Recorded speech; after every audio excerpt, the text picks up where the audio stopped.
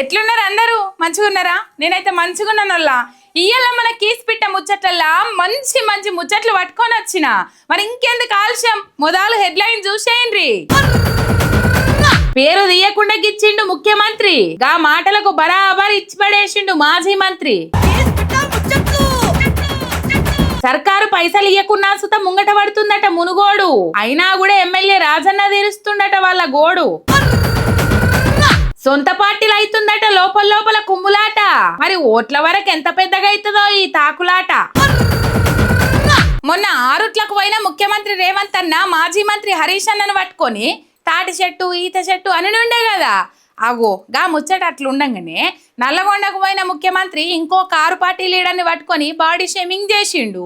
మరి ఈ తాప ఎవరినన్నాడు అన్నందుకు వాళ్ళు ఎట్లా మరలబడ్డారో చూడుండ్రో మల్క.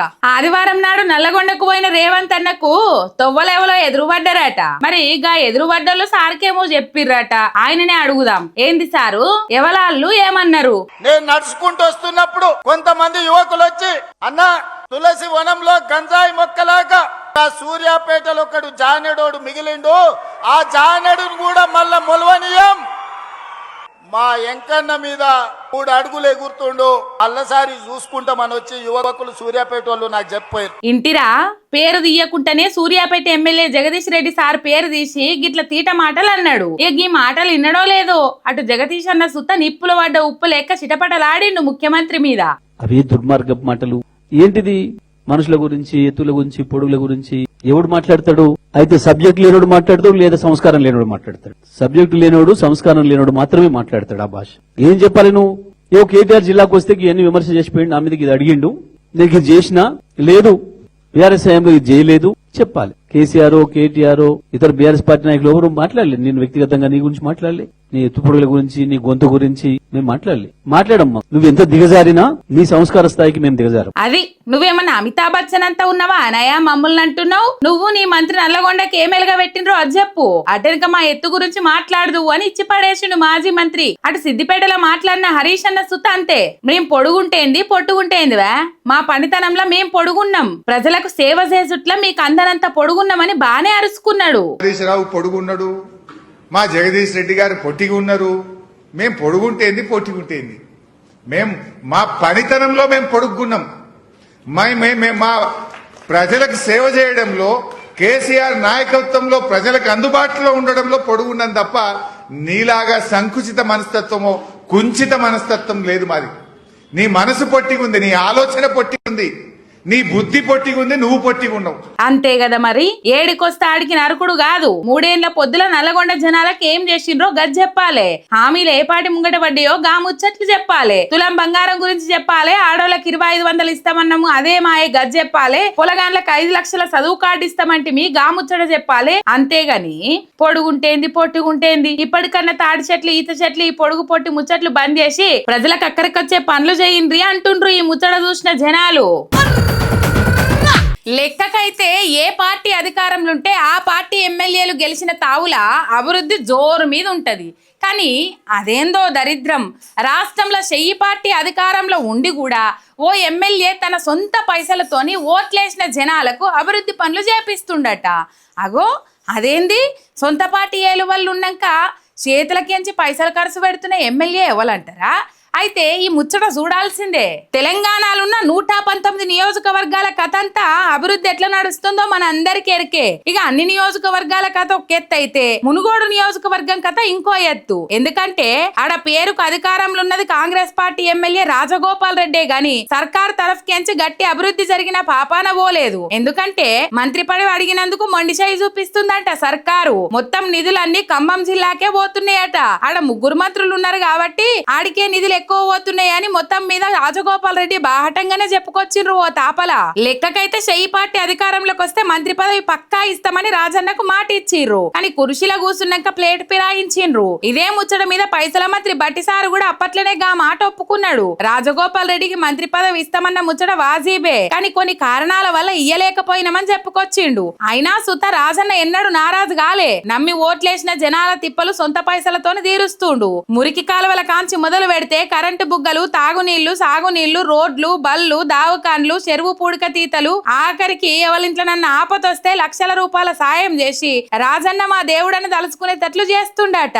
ఇక గిట్లనే నడమ చిన్న కొండూరులుండే గణేష్ అనే తమ్మునికి కిడ్నీ ఖరాబ్ అయితే 12.5 లక్షలు సొంత పైసలు ఖర్చు పెట్టి పానం నిలబెట్టిండు. దేవుడంటే ఆడో లేడు, నీలో ఉన్న ధర్మమేరా.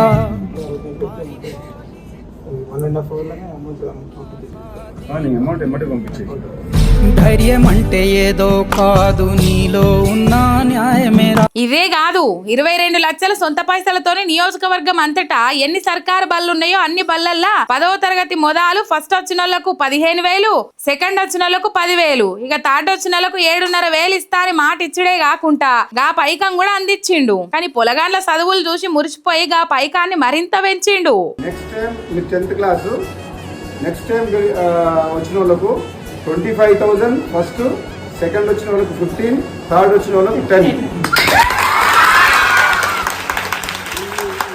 ఈడికే ఒడవలే. సర్కారు ఇందిరమ్మ ఇండ్ల కోసం సర్కారు 5 లక్షలే ఇస్తాంది. కానీ మీ ఎమ్మెల్యేగా నా వంతు సాయం కూడా చేస్తా అని కట్టుకున్నోళ్ళకి అడిగినంత సాయం చేస్తుండు. పొద్దుగాల ఏదో ఒక ఊళ్ళో మార్నింగ్ వాక్ పేరుతో ఊరంతా తిరిగి ఆడ ఏమేం సమస్యలున్నాయి, ఎట్లా తస్వ చేయాలి అనే ముచ్చట్ల మీద నజర్ పెడతాండు. అంతేకాదు మునుగోడ్ల మందు కొట్లన్నీ మాపడ్జామే తెరవాలి, పొద్దుక 9 గంటలకే బంద్ చేయాలి, అన్ని దిక్కుల లెక్క ఈడ చేస్తానంటే నడవదు అని జనాలకు మందుకు బానిస కాకుండా అట్లా సుత ఓషయ్యేస్తాండు.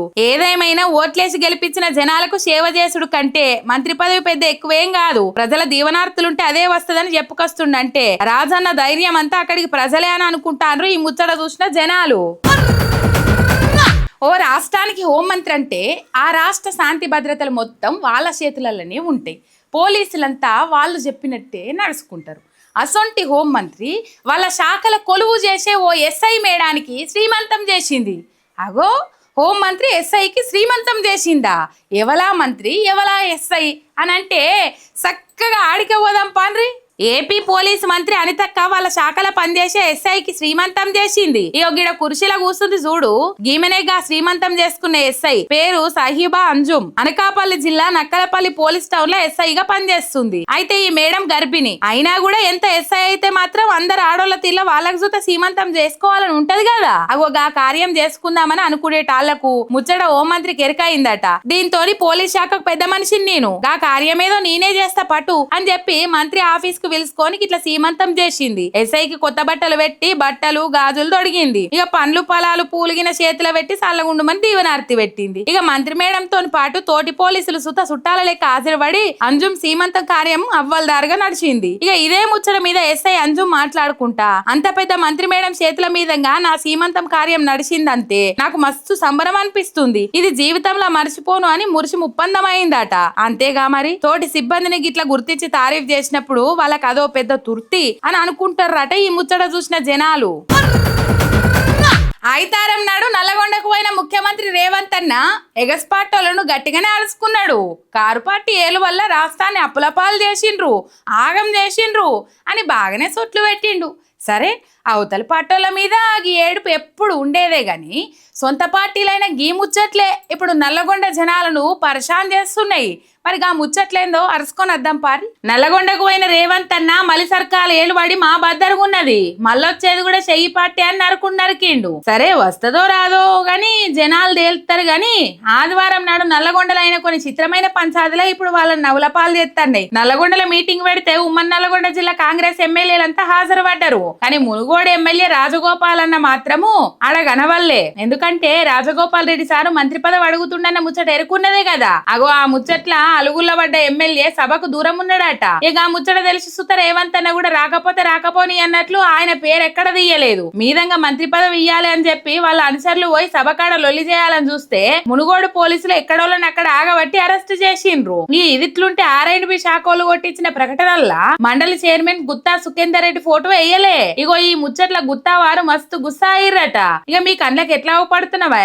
పార్టీలకి సస్పెండ్ చేసిన తీర్మార్మాలన్న ఫోటో వేసి నా ఫోటో వేయరా, ఇట్లెట్లా వేస్తారు అని చెప్పేసి అధికారులకు ప్రోటోకాల్ ముచ్చట మీద నోటీసులు ఇవ్వనని చూస్తుండంట. ఇక వీళ్ళ జోలు ఇట్లుంటే అటు డిసిసి అధ్యక్షుడు పున్నా కైలాష్ ను సభ కాడికే రావద్దని షరతు పెట్టిండట కోమటిరెడ్డి వర్గం. కానీ వస్తే ఏం చేస్తారో నేను కూడా చూస్తా అని చెప్పి షరతు చేసి వచ్చిండు. వచ్చడే కాదు, సీఎం రేవంత్లతో పాటు ముంగటి వరుసలనే కూసుండు. ఇక గిట్లా మీలో మీకే లోపల లోపల బొచ్చడు పంచాదులు ఉన్నాయి. ఈ అచ్చే తాప ఎట్లత్తరే రేవంత్ అన్న, మొదలు ఇల్లు సగబెట్టుకున్నాక అటెనక బయటోళ్ళ మీద ఉరుకులాడితే మంచిదేమో అని సలహాలు ఇస్తున్న ఈ ముచ్చట చూసిన జనాలు. ఇగో ఇవాళ ఇలాంటి మన కీసిపిట్ట ముచ్చట్లు ఎట్లున్నాయి? మస్తుగున్నాయిలే. మలచేటప్పుడు గిసంటి మంచి మంచి ముచ్చట్లతోని మీ ముందటికి వస్తా. అంతవరకు మీరు చూస్తూనే ఉండండి మీ ఎంఆర్ మీడియా తెలంగాణ. చూస్టోళ్ళొక్క సబ్స్క్రైబ్ చేయండి. శనార్థి.